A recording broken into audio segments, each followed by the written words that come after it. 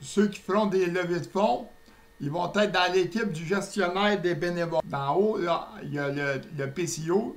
On voit le tarif des préparations et des crédits.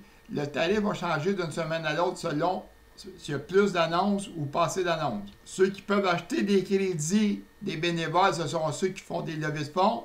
Puis les vendeurs, tous les vendeurs d'annonces, ils vont acheter des préparations.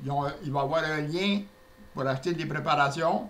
Ils peuvent choisir la préparation, ils peuvent choisir de qui achète la préparation. Quand ils vont acheter les préparations, s'ils en achètent, mettons 5 ou s'ils achètent toutes, l'argent va s'en aller dans le compte du vendeur. Autrement dit, il va acheter par le vendeur pour les préparations, il va vider sa réserve, il va acheter un autre vendeur d'un autre vendeur de préparation, un autre bénévole. Par exemple, ceux qui vont être dans l'équipe du gestionnaire, il va avoir un lien pour acheter des crédits.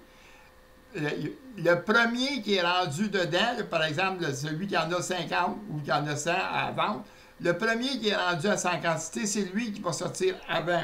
Fait que mettons, s'il y a 8 bénévoles, bien, le premier qui était rendu à 50 ou donc qui est rendu à 150, fait que s'il est rendu pour en vendre 50, mais s'il en a pas assez pour 150, il va tomber.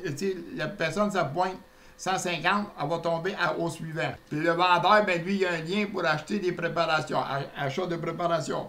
Quand il achète des préparations de 1, l'argent s'en va directement à celui-là. Il n'achètera pas de 5-6 à la fois, c'est un par un. Soit qu'ils prennent toutes ses préparations ou qu'ils en prennent juste un peu, mais c'est un par un. La même chose pour les crédits, c'est un par un.